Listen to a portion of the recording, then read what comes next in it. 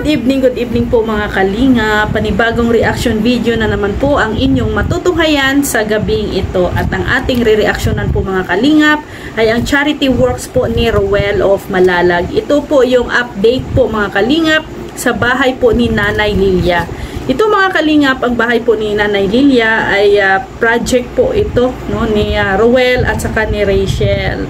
Itong bahay ni Nanay Lilia. So ang bahay ni Nanay Lilia mga kalingap ay isa sa mga proyekto nila Roel at Rachel sa taong 2024. So ayan na nga no mga kalingap, inumpisahan na nga po ni Roel at ni Rachel yung paggawa po ng bahay ni Nanay Lilia. Mga ilang araw na rin po ang nakakaraan. So si Nanay Lilia mga kalingap, ito po yung na-scout po ni Joners. Ayan, Joners TV. At ito po yung isang senior na solo sa buhay at nadatnan na sirang-sira na rin ang kanyang bahay at kawawa po no, kawawa syempre.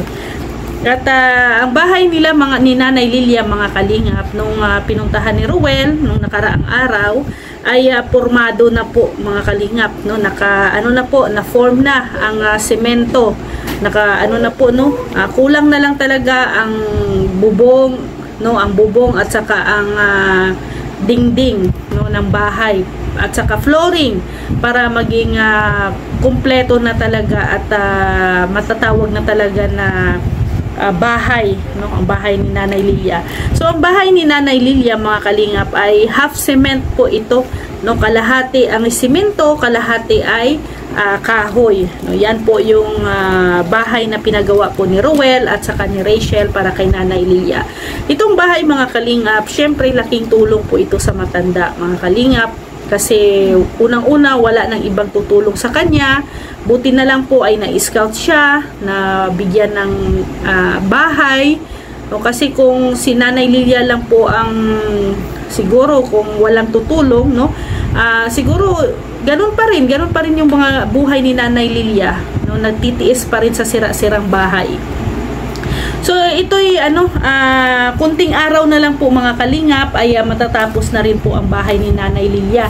No, yun nga ang sabi ko kanina, ang kulang na lang ay ang kanyang yero, no, bubong, ang kanyang dingding, flooring at saka yung toilet niya. Pero na po no, okay na po yung semento no.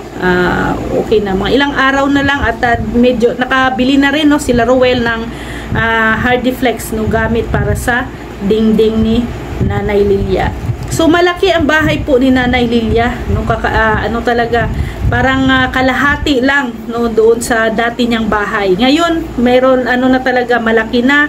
Meron na siyang sala, meron ng kusina, meron ng CR, meron ng sala, kwarto, no, mayroon pang terrace, 'di ba? So napaka malaki, no, malaki para sa nag-iisang senior, no? Syempre siguro pag matapos na itong bahay ni Nanay Lilia at makapasok na siya sa bahay, maninibago, 'di ba? Kasi nasanay si Nanay Lilia ng ilang taon na sa maliit na lugar, no, sa maliit na bahay. Tapos papalitan bigla ng malaki, na times 2 ang laki no na kanyang bahay.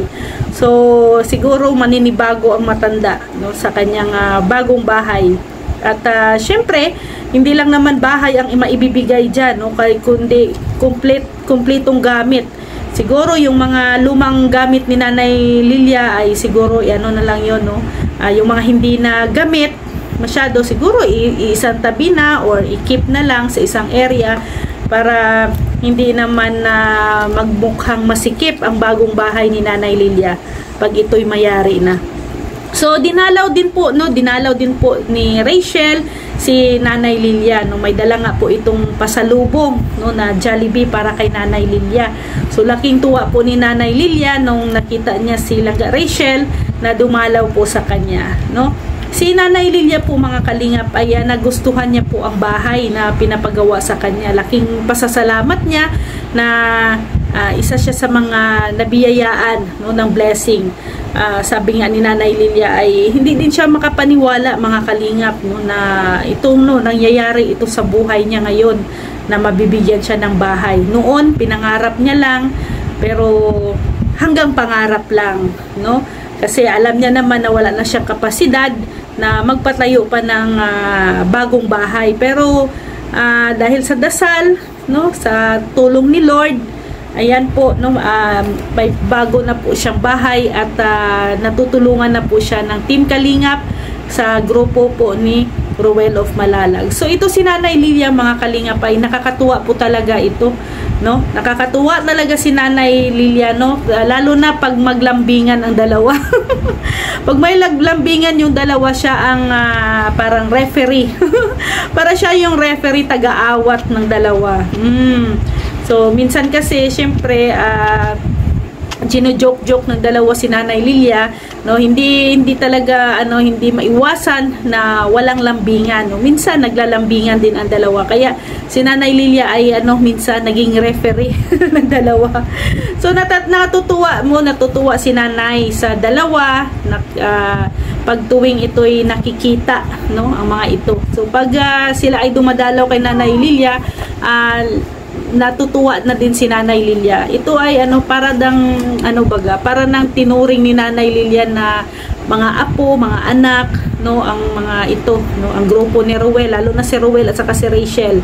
Tinuring niya ng mga apo at mga anak, no. Yan po talaga ang yan po ang parang return, no, return ng mga beneficiary sa atin, no, sa mga charity vlogger na tumutulong sa kanila.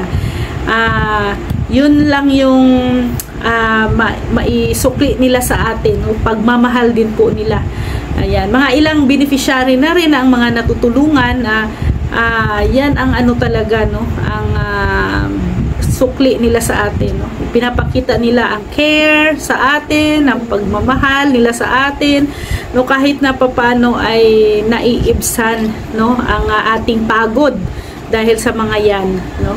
At lalo na kay Nanay Lilia, no, syempre solo sa buhay, no, halos wala nang kasama, no, walang kasama sa buhay.